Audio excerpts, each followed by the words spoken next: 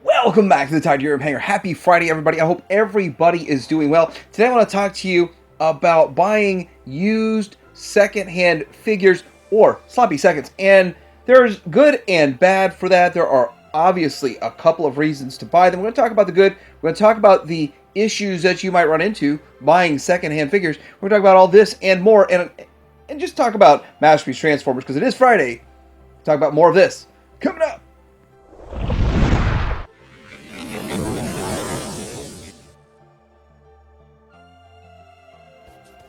Okay, so the first reason that most people buy figures on the secondary market, or they buy old figures or sloppy seconds figures, well, the first reason, of course, is to save money. You buy an older version when the new one comes out, and there's a lot of collectors that are highly efficient at literally putting their old figure up as soon as they get one in that they think is better. They get one in, they like it, they think it's better, they put the old one up, and so that happened with Arcos here, X-Transbox Arcos. That's happened with a lot of other ones. Right now, Fans Toys is putting out their hoist. It's coming into stock at Show Z, and so I should be getting mine here in a bit. And so with that, a lot of people are reevaluating, do they like it better than their older versions? These are versions shown by the Chosen Prime right here, and these are a lot of older ones. The one in the middle is the MMC. On the left, I think, is Bad Cube. I'm not 100% sure. The right is X-Transbots, but still, these are all older options. They're not bad, and you could go with one of them and save yourself a bundle of money. Probably right now, there's fire sales on these. I haven't quite checked, but there were sort of fire sales on some of the older versions of the Trailbreaker. I still keep finding the MP09 on sale, cheap. There's a lot of people that sell them pretty cheap.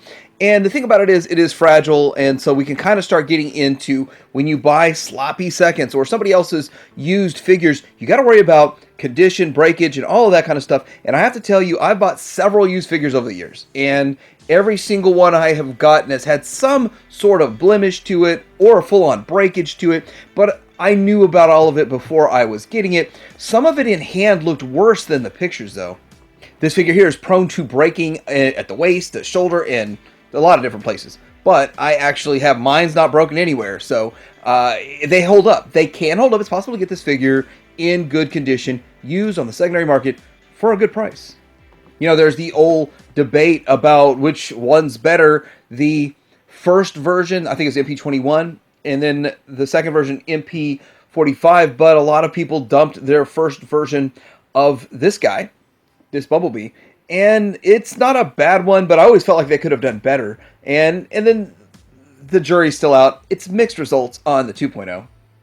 But I find that's generally a solid figure. So some figures are just solid no matter what. They don't seem to break very often. Some break very easily. Let's talk about another one that breaks easily, though, and that's a Polygon. Now, a Polygon is one it's kind of like a go-to for a lot of collectors.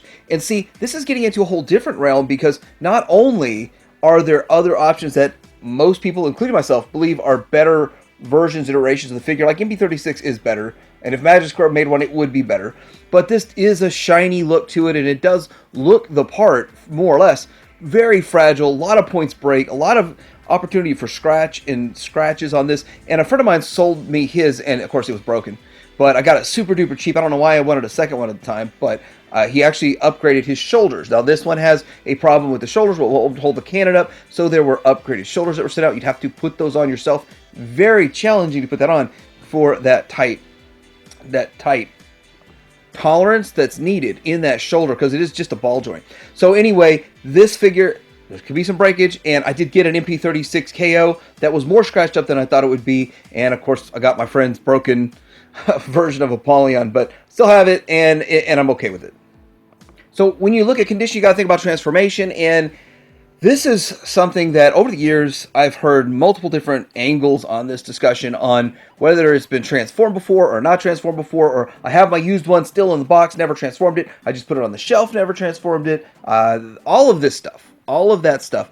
With it, I do think there's some validity to if somebody has transformed it before and transformed it back, and the pictures show that it still looks like it's in one piece, or 100 pieces are still holding together, then it's probably a good copy. See, there are bad copies out there. There are figures that arrive broken, or figures that would break if you transformed it or something along those lines. And of course, this one is Allen by Unique Toys, and it's a pretty solid figure, and the transformation holds up. It's a pretty simple transformation compared to some of the other Springer options. So yeah, definitely want to understand the condition with this. So if you're getting, say, let's say you're trying to get somebody's old Make Toys Seekers. Now that's going to be a tough one because a lot of people paid $300 on the secondary market for theirs, and those people are trying to upgrade, but then they're going to have to sell them for a fire sale at 75, 80, 100, maybe, I don't know how much. But you might be able to get a deal on these simply because there are newer options out there and some people want to upgrade. With these, I would say check the paint because these are painted very well, but if that paint gets super scratched up, it's probably not going to look so good. All right, so now I want to get into the second reason people like to buy on the secondary market, buying other people's sloppy seconds. And I'm just going to be honest with you. With this one, people will put up with some blemishes and maybe even a minor breakage here and there. If you're buying something that is out of production, but it's really the only one made, or it's one of the better ones made, and just like this Kokomo. Now this is Crasher for the GoBots. I just did a GoBots video, pulled out some of my Masterpiece GoBots, realized I don't have a Crasher, and they made it, and maybe one day I'd pick one up. I'm kind of hoping they make a better one than this, because this isn't great. It's DX9, just a recolor of their Mirage, but it's the best one on the market that I know of in a true Masterpiece scale, and would be pretty cool. And it's more or less, I think, about 6.5 inches tall, but it's still a pretty good option out there if you're looking for one, but they don't pop up very often. So you're paying a premium for someone's sloppy seconds just because of the rarity. Also, believe it or not, X-Transbots. There are some X-Transbots figures out there, and I got this one out of the comments. Somebody was telling me that it's really hard to find the Cosmos, and I was a little surprised because they've already done a reissue on it. Now, X-Transbots will reissue their figures over and over and over and over, but this one's already been reissued, and then it's had like a metallic, even shinier one, which is the one I got. And then they had put out so many different iterations of other figures. I'm surprised they didn't do more of this. Well, they put this guy out in blue instead of another one in green, because how many times you can put it out in green, I guess. So the blue one's still available, but this one pretty much is not available anymore.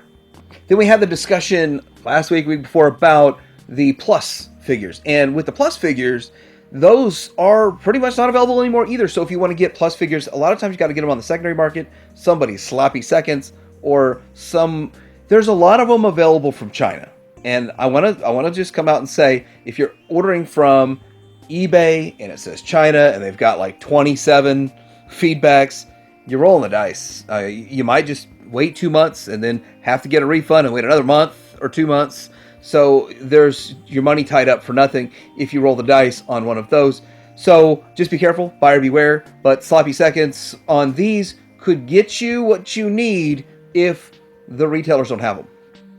We also find ourselves in perplexing situations looking, okay, should we buy, say, KFC's Ditko, which has a very bad stability issue, very top heavy, will fall over. Mine standing up there but leaning against the back wall. And to tell you the truth, this is a fantastic looking figure, but if you understand you just lean it up against something because it's not going to hold its own weight, then you'll be fine with it. But with that, do you buy something like this when you anticipate Fans Toys is coming out with theirs, and most people expect that one to be the best on the market? I don't think it's going to look 10 times better than this. I think it's going to look 20%, 15% better, but I think it's going to be 1,000 times more stable. So that's kind of my belief. But is the Fans Toys one coming out in 2022, 23, 24, 25? We still don't know. We have no clue. And then there's the figures like Swarter. Like, you buy someone's sloppy seconds or wait for the reissue. I mean, the reissue is coming, but you could buy someone's used one if they're selling it right now.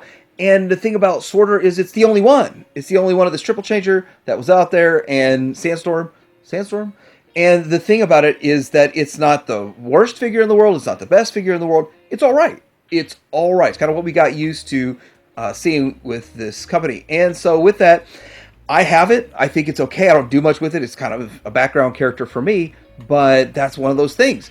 Will we see another one of these? How many other companies are going to put their hat in the ring on this character? Who knows? And will the reissue ever come out? Now, the next thing I want to talk about buying sloppy seconds where you should get a really good deal, sloppy second KOs. Now, someone else's KOs that they've had and they flipped around. Obviously, KOs take about, a much lower resale value. They maintain their value at a lower level than official stuff, even though some have improvements and some are even better. And so with that, you could get yourself a KO of the MP36 for anywhere $60, $80, $90. But the official one, it's probably still pushing $300 on the secondary market. Somebody's used Sloppy Seconds one and all of that. Now, all of the Carbots have been knocked off. You go track all them down, and I got to say they're in all these different colors and different iterations. MP12 had 12, I think, or G up to G or something along those lines. But anyway, this is a picture of a Plus because I have those readily, handy, and available from that last Plus video.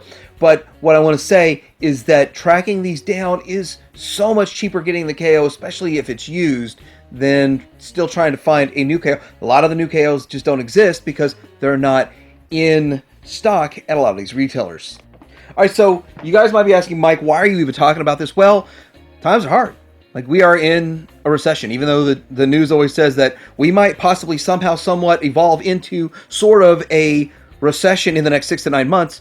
We haven't existed 1 second in 2022 that's not a recession. 2022 has been a recession the whole time. This chart does not represent Q3. Q3 just ended on September 30th, and it was down. So, down GDP. And you know what? This isn't just a US thing, it's worldwide. So, with that, all of the data shows that it's not going to get better the next 5 quarters. The next 5 quarters would make it a depression.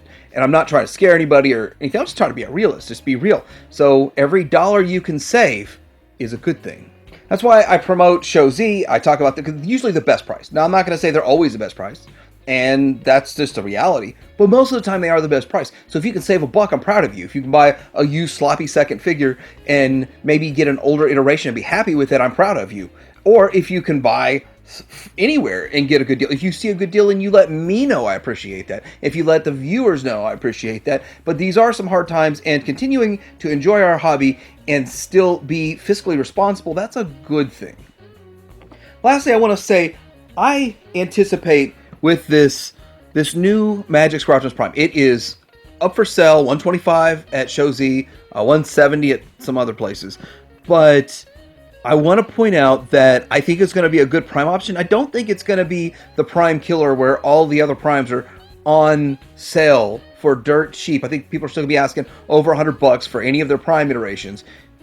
And if they sell them, if they even part with them, I think people would be happy to have multiple Primes, one in alt mode, one in bot mode, and then just another one in another display or something for whatever reason. But I just don't think it's going to be the ultimate Prime killer. Now, if they give it an awesome paint job, like kind of a Fans Toys or maybe even a New Age style paint job, well, then it would be killer.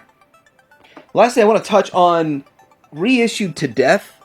And some of these figures don't really hold their value because they're constantly reissued and they're always at retailers on sale. And when people want to dump their figures or sell their figures off, they're not getting much out of them because would you rather buy their used sloppy second or buy a brand new one for about the same price? So you got to undercut on price.